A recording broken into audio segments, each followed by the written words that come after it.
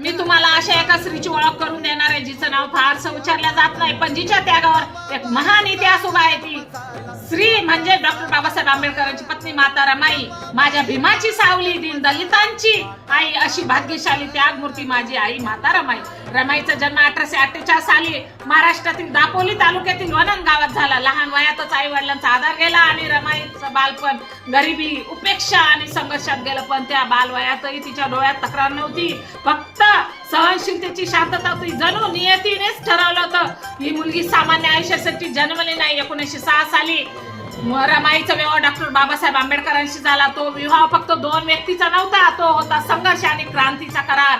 बाबासाहेब शिक्षणासाठी विदेशात होते, चळवळीत होते आणि रमाई ती घरी होती, मुलं सांभाळत, उपाशी पोटी आजारपणाशी झुंज देत. घरात धान्य नसे, औषधासाठी पैसे नसे, मूल आजारी पडत आणि काही मुलं तर लहानपणीच रमाईच्या हातातून नाहीशी झाली.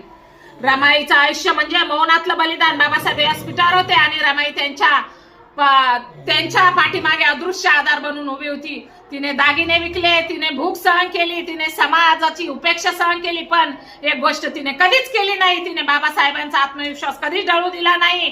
1935 साली दीर्घ आजारानंतर माता रमाईचं निधन झालं. त्या दिवशी फक्त बाबासाहेबांनी पत्नी गमावली नाही, तर एका योद्ध्याने आपली ढाल गमावली. बाबासाहेब म्हणाले होते, माझ्या यशामागे माझ्या पत्नीचा फार मोठा वाटा आहे, पण रमाई तो यशाचा क्षण पाहू शकल्या नाही. माता रमाई फक्त बाबासाहेबांची पत्नी नव्हती, त्या होत्या त्यागाची मूर्ती, त्या संयमाची शाळा आणि नारी शक्तीचं प्रतीक. आज आपण जेव्हा बाबासाहेबांचं नाव अभिमानाने घेतो, तेव्हा रमाईचं नाव आदराने घ्यायला शिकूया.